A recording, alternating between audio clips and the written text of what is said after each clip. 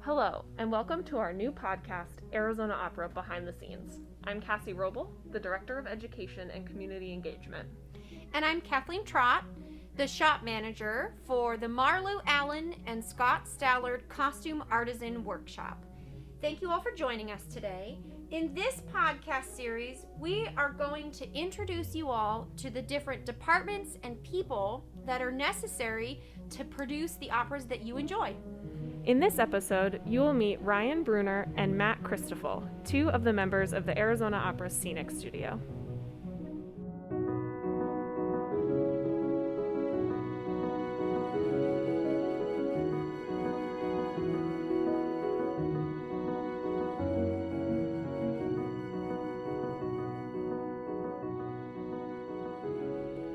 Before we begin, if you tuned in last week, we played trivia at the end of the episode. Question 1.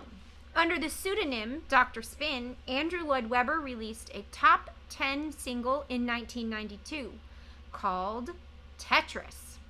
The Palace Theater has seats permanently bolted open for their theater ghosts. They have 2 theater ghosts. Be sure that you continue to play along with us in each episode. We are joined here today with Ryan Bruner and Matt Christophel at the Arizona Opera Scenic Studio. Welcome. Thank you. Awesome. Matt, what is your job here at the Scenic Studio? I am the new technical director. I've been here for roughly 4 weeks as of, today, the 24th. So yeah, about 4 weeks. I originally came from Indiana and worked for brief stints throughout the country and world. Ryan, what do you do here at the Scenic Studio? I'm the head carpenter. I've been working here for about 5 years. So, Ryan, what does it mean to be the head carpenter? So I'll take the drawings and then we'll build all the sets, figure out all the ground plans. So when we get ready to go into the theater, we actually have a plan. Awesome. And Matt, as the technical director, what does that mean? I work closely in relation with the designers and making their dreams or their designs come into fruition here at the shop so the carpenters can build it, and then I oversee all the install work at the theater. So when Ryan says seeing the drawings come to life, what is that? Yeah, so what drawings he's talking about are the what we call here the build drawings. So I work with the designers and get their drawings, and so their overall vision for the show with color and pretty much everything. And I break that down, do an estimate on it, and then from there I go through and break that even farther down into how to build their overall set piece and take it down to piece by piece so that when I send the drawings out to the carpenters, they look at the drawing and they know that's a 2x4, that's a 1x4, how to frame the walls, and then how to skin them or put their facings on them so that the painter can have them. So you're saying drawings, but we don't actually mean by hand drawings. We don't do it that way anymore, right? Sometimes I do. Depends on what I'm doing. I was taught how to draw by hand in college, and a lot of the drawings we get, depending on the complexity of it, I will actually hand draw them. Okay. Just so I can wrap my mind around how it's supposed to work. And then usually when I send it out to the shop, it's a computerized CAD style drawing. The program we use here is called Vectorworks. It's a entertainment industry drafting program like CAD. So yeah, I sometimes will hand draft it and then send it out. Usually when they get it, it'll be a CAD style drawing though. Okay, cool. So then normally we perform in more than one space, right? So what does that mean for you, Ryan, and for you, Matt, if we know going in that we have to build a set and it has to be in Phoenix on one stage and in Tucson on another stage? Well, a big thing to do with that is when we go into Phoenix, it's a lot different than Tucson's venue. And so just load out alone, you have to plan what you're trying to load out first and get down out of the air so you can get into the truck so it comes back out in the right order. And it's fun. So you guys have a lot to think about that isn't even just the actual thing that the audience sees. You have to think about the stuff that's behind what the audience sees and how it goes together. Well, and that planning process starts weeks and sometimes months in advance on how we build things and then the logistics of how we get that set piece to the theater, because the Scenic Studio is not even on site, which is different than every other place I've worked in where the Scenic Studio is usually on site. So, I can do my load in 4 weeks of build a set piece, get it over to paint, Sure. they paint it, and then we load it in and install it. Whereas here, it all happens in just a couple of days to a week. And then it goes to another city even. We've also changed the whole build drawing because it had to store a certain way at the hall. Because just for space and doing changeovers and... Great. Oh, so then here at the Scenic Studio, we have room for building the walls and all of that, and also for painting. We have a designated space for that. Yeah. That's a unique setup here to Arizona Opera. Again, I've worked in numerous scenic studios throughout the country, and that's not the case everywhere. Ideally, yes, it would be. So when I got here, when I did the interview process with Greg, he sent me a shop drawing of how the layout was, and it was really nice to know that our painter has a nice clean environment to paint in and stay away from, as we call it here in the industry, the wood butchers and the sawdust and the dust and the mess. It's actually quite a big step up from where we were when I first started here, because we shared our warehouse space, our build space, and our paint space all in the same little area pretty much, and it was pretty tricky to do. If you are listening on one of our podcast channels, Apple Podcasts, Google Podcasts, or SoundCloud, head over to Arizona Opera On Demand, our new TV channel that you can access by going to our website, azopera.org. We have compiled a series of photos so that you can see what is being referenced in this podcast. You can see pictures of the scenic studio, the painting area, so you have an idea of what we're talking about in this episode. Great. So then I would be really interested to find out how you guys got here. Like, how are you working in a theater company, and then how did you get to Arizona Opera? Because I think Cassie and I discussed previously that we all got here in general, but then here Arizona Opera specifically in various ways. So it'd be really good to know, like, how did you end up with Arizona Opera, Ryan? Well, I actually work for the IATSE Local 336, and I had got a call to go to a show at the theater one day, and my first call was for props on Magic Flute, and I was wrapping ribbon around the bicycle. I saw some of the set, and it looked really fun to do, and every call I got for the opera, I wanted to take it, and I ended up here. So then have you always wanted to do background stuff for theater? Not necessarily, but I have, ever since I was a kid. Even my mom would tell me that, like, when I watch a movie, I would pick apart the background, and to where she didn't even want to watch it anymore. Like, so how did you end up in the theater biz, Matt? Oh man, my theater journey, or my entertainment industry journey, started way back when I was in 7th grade.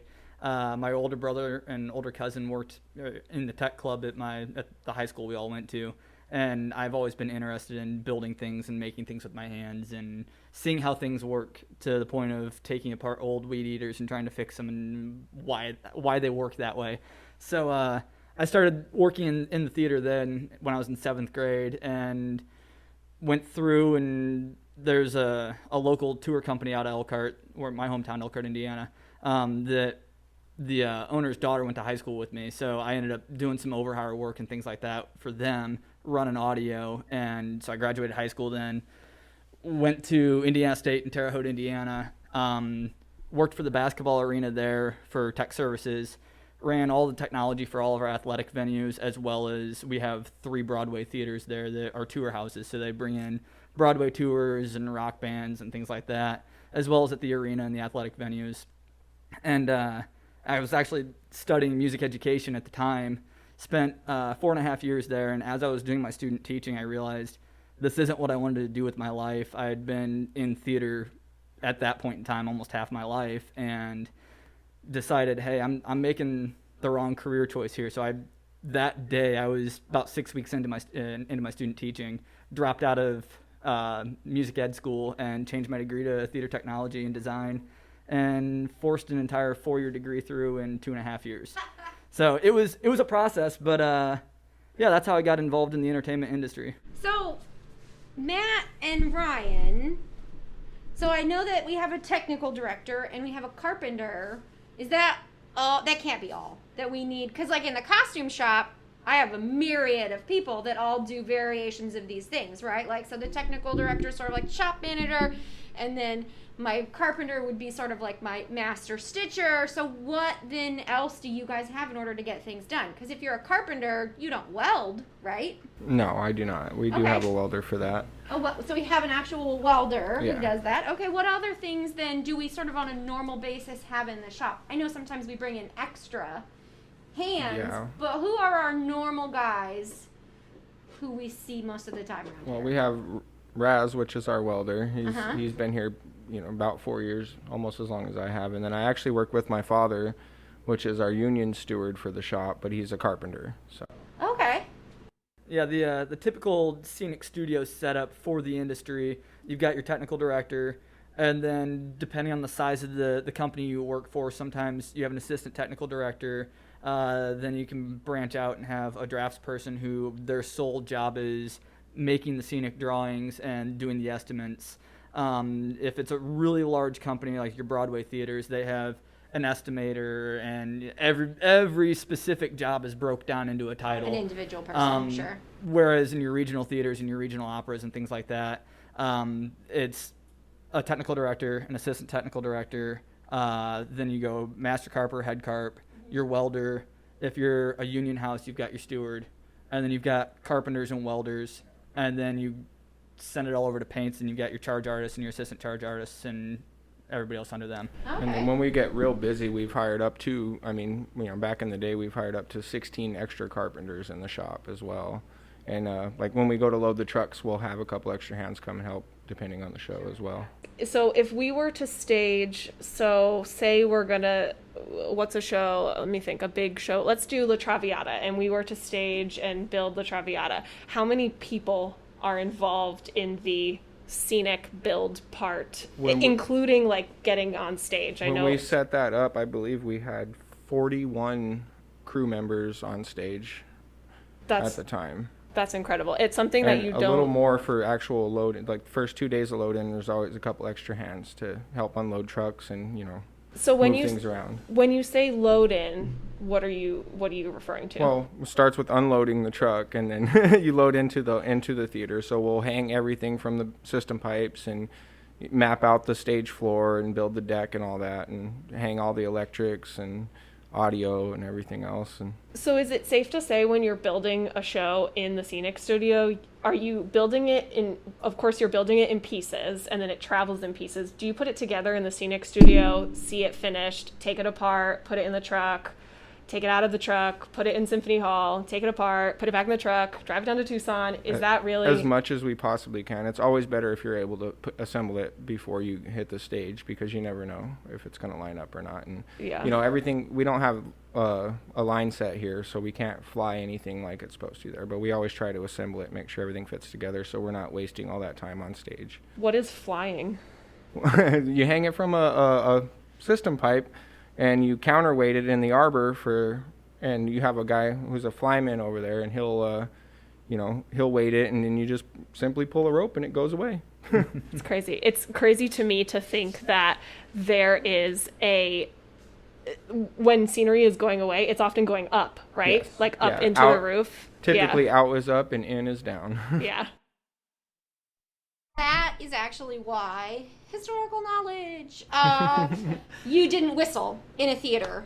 Yeah, exactly. Because that was how they used to communicate with flymen, because they didn't have live mic channels back in the day, so the only way that you could tell them when they needed to take things in and out was they'd whistle. And it all came from sailors. Yeah. It all originated from sailors. They would come in and they wouldn't have nothing to do, so they would do some theater work, and they would whistle to each other, and they knew what each whistle meant, and it would be bring that in or take it out or stop. And for the most part, that's still common in the maritime industry. I worked for Carnival Cruise Lines for about 2.5 years right after college.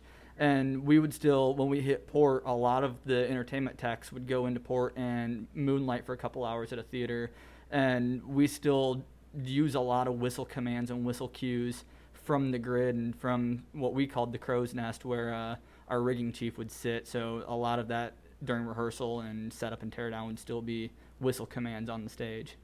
Well, we have at Symphony Hall, our flymen are on the stage level, but there are theaters where they are up high and you have to go up to a ladder to get up to them. Yeah, every single theater is slightly different in the back, which makes touring a challenge because you have to make this thing that's been built in New York or wherever fit into every single space, which is never exactly the same. Yeah, I worked on a tour when I was in college. I overhired with the local there in Terre Haute, Indiana. We did Ragtime the Musical, and our theater was under-spec'd for the tour, and it was to the point where the theater was on the second floor, so all of the load-in and load-out from the semis had to go up a forklift elevator to the theater through a garage door. The day of the show, of course, it was raining, so we pre-staged all of Act 2 on the dock, oh my gosh, on the ground outside by the semis under big blue tarps, and then at intermission we opened the garage door, load out Act 1 and load in Act 2. And during Ragtime, there's an old Ford Model T that's in the show, and it was drenched, and we had to cut that scene, which is a good part of Act 2. I was going to say, though, that I think that sounds to me like Really Riders of the Purple Sage, that's exactly what right? I was going to say. We had two scenes outside. Each time we had to open up the doors and roll them in and swap it out. So, open up the doors. There are two huge doors that are off of the actual stage then. Yeah. And so then literally Jane's bedroom was outside in the loading dock. Yes. And in the show you guys had to like open up the doors and swap set pieces, right? And try to quietly move it in. Uh-huh.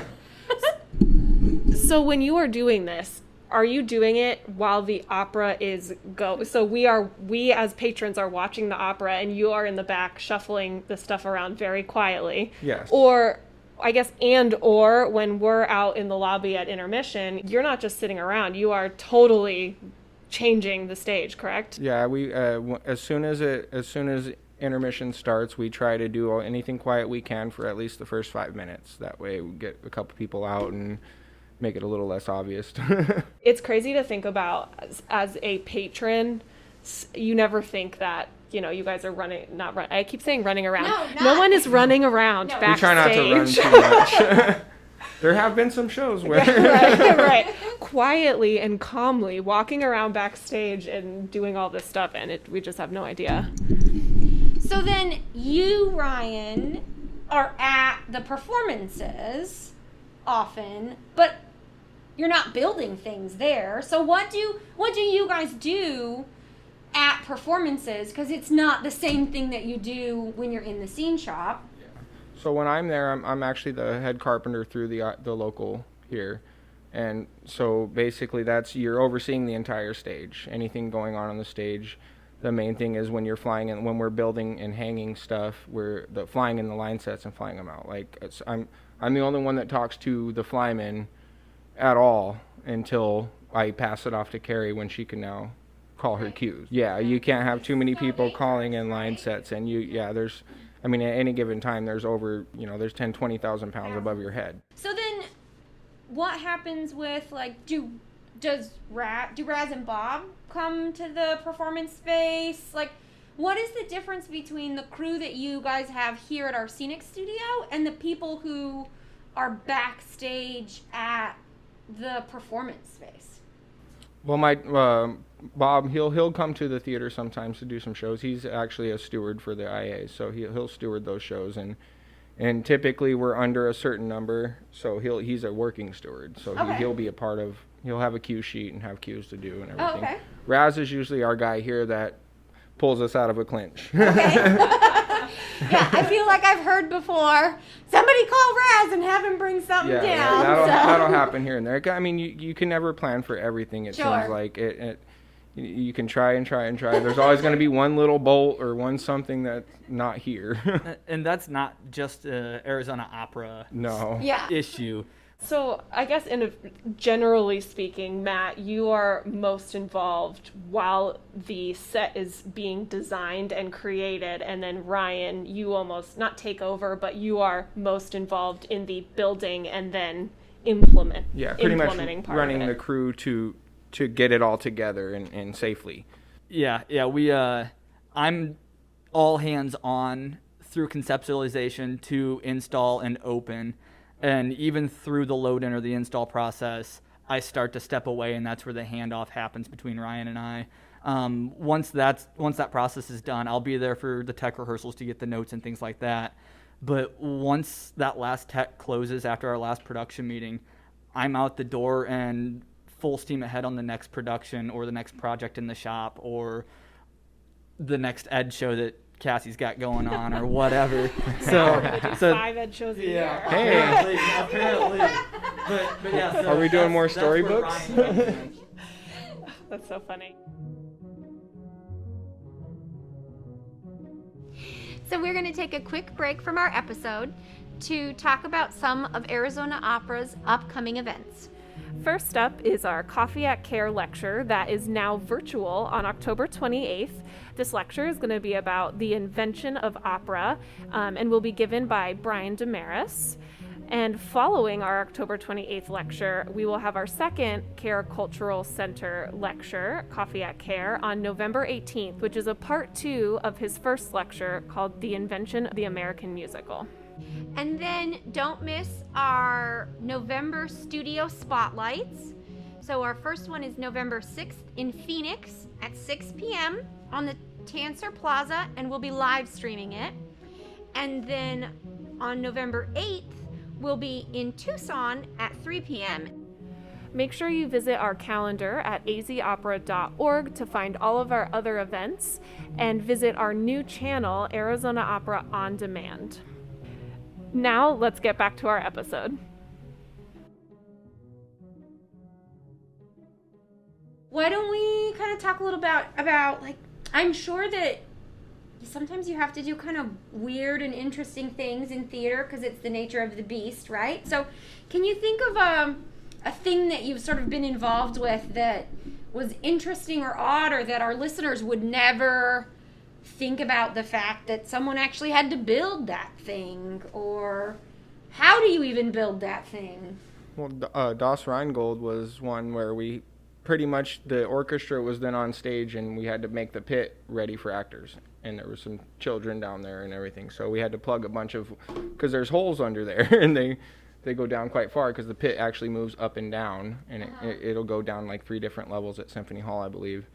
And so we had to figure out how to plug all that up, and we had to put a fogger system in there, and yeah, well, it was a pretty fun one on that. It was tricky. We had a moment where the fog was going where it wasn't supposed to go, right? Yeah, I actually had to turn it off during performance.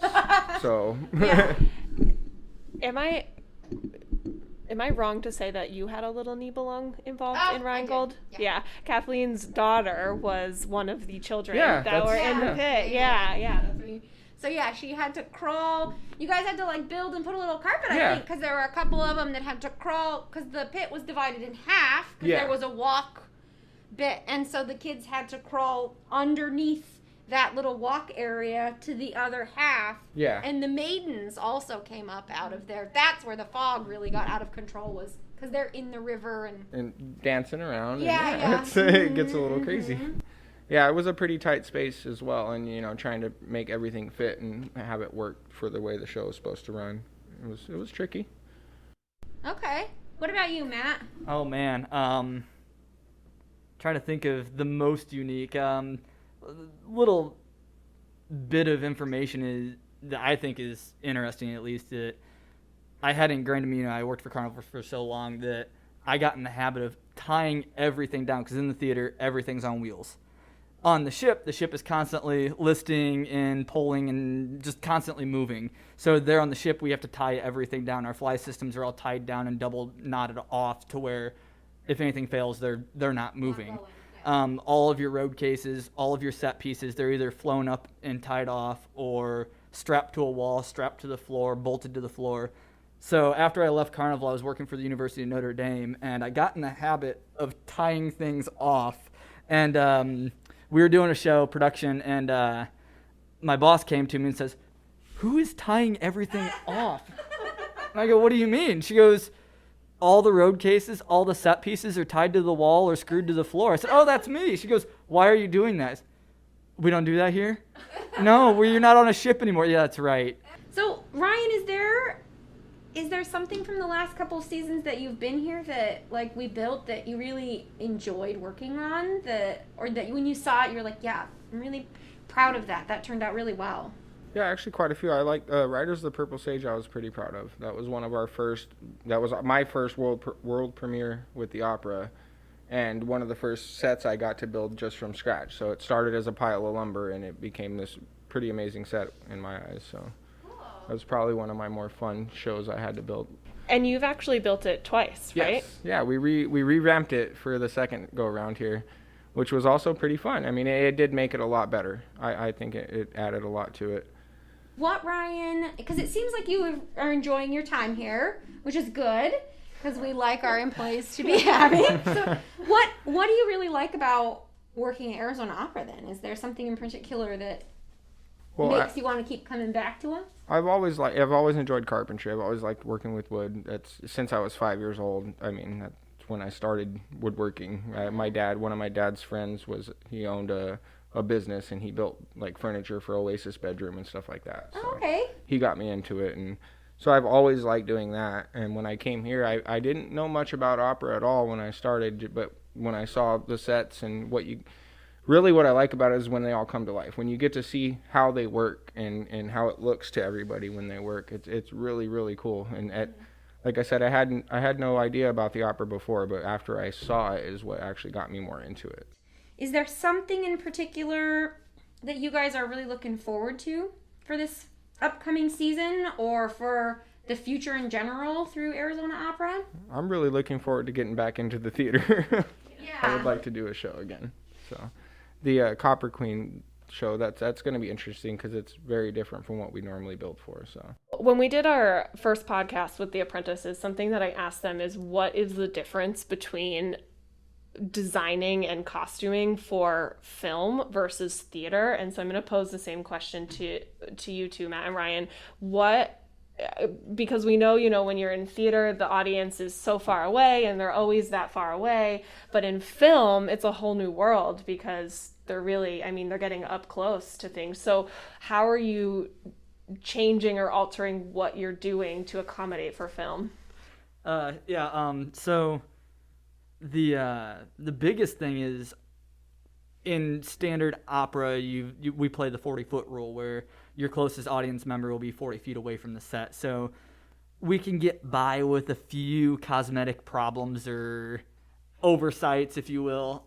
Whereas for film, it's got to be spot on, like you're sitting in the living room or in the bedroom, if it were, with the actors, so that, the trim can't be a 1/4 inch off. There can't be a gap that you just fill with caulk or anything like that. It's got to be butt up and look exact and precise. So it's going to be a lot of weight on Ryan and Bob's shoulders out there in the shop. I actually preferred finish work. So, Ryan, have you ever done anything for film before, or is this the first? Well, I've built for film. It was for Hulu and NBC. Oh wow! I did 2 sets for them. It was for the San Diego Comic-Con, so that's awesome. Yeah, it was really fun. A lot different though. Like I said, and a lot of things in theater will actually build bigger because they have to be able to read it from that far away.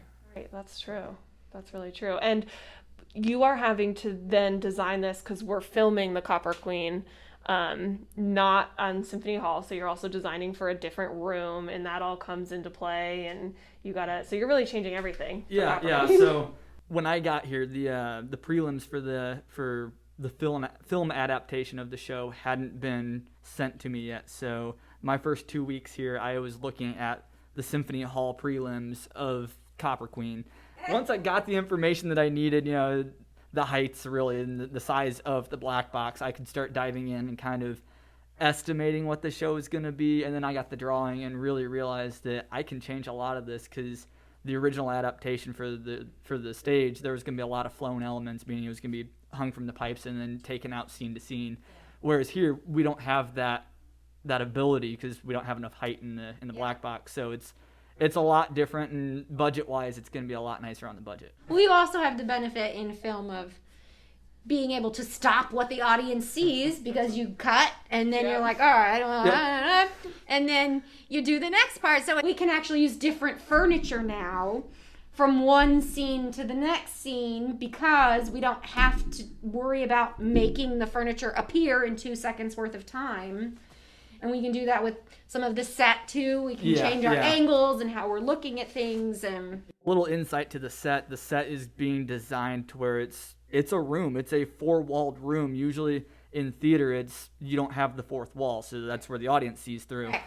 So this set having 4 walls for me, first off, looking at it on paper, really confusing and complicated. So I'm like, wait, where is downstage? What's upstage? That's what's right. going on? Where are things in this room? How does it lay out? And then the second thought was, because I hadn't had any conversation with the designer yet, so the second thought was, how does this work? Where do the cameras go? Because it's a really small room. It's only 18 by 12, so not a real big room. And I've worked in film, so I know the size of the equipment and how the equipment works.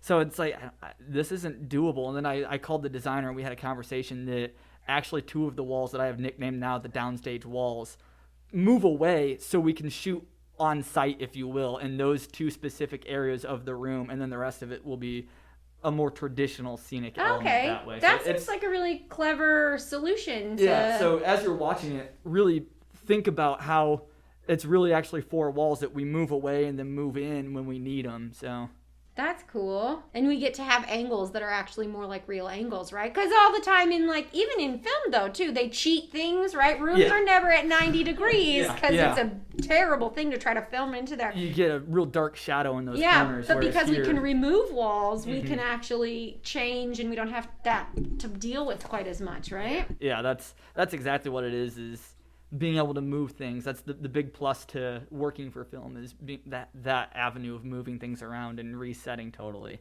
So this has been really great, and I think we're gonna end with some fun little trivia. We're not keeping any score at all in any way, so please don't feel like score fine, Matt's keeping score. And like with our previous episode, we'll give you guys all the answers some other time. So then I have 4 names here for you, and one of them isn't a classically trained opera singer. Okay? Mike Rowe, Jackie Chan, Dr. Drew, and Joel Grey. Wait, one of them isn't? Is not. Only one of them. So you're saying of them are classically trained in opera. I think I have the right answer, but I don't know who Dr. Drew is. Dr. Drew is like MTV Teen Mom host. Yeah, so he and Adam Carolla hosted Love Line together for years. I mean, Dr. Drew hosted it before Adam Carolla jumped on, but yeah, so, and he's a legitimate doctor. Yeah. So. Say the list once more. So, I don't remember the order I said it in, but Mike Rowe, he's does the voiceover for a lot of stuff. He hosts Dirty Jobs. Yes, exactly. Dr. Drew, Jackie Chan, which we know who Jackie Chan is, right? And then Joel Grey. Who's that? Joel Grey is a Broadway and stage performer. He was the original MC in Cabaret. Yep. Okay. I think I have I want to say Jackie Chan. Okay. I want to say the doctor. Dr. Drew? Yeah, Dr. Drew. Okay. Oh, micro. All right. Well, thank you so much, you guys. I had a good time, and we learned some stuff. I appreciate you taking time from your days to chat with us. I know that Cassie and I both know you guys some, but it's nice to be able to share our staff with our patrons who never get a chance to meet you guys. So. Yeah, thank you. I appreciate being here. Thank you for joining us for our second episode of Arizona Opera Behind the Scenes. Join us next month as we sit down with some of the members of the Marion Roos Pullen Arizona Opera Studio. We'll be releasing a new Behind the Scenes podcast each month, so make sure you check our website, azopera.org, and follow us where? Facebook, Instagram, and Twitter. And make sure you join our email list, which you can do on our website, so you never miss anything that Arizona Opera is doing. Yeah, you definitely don't want to miss out.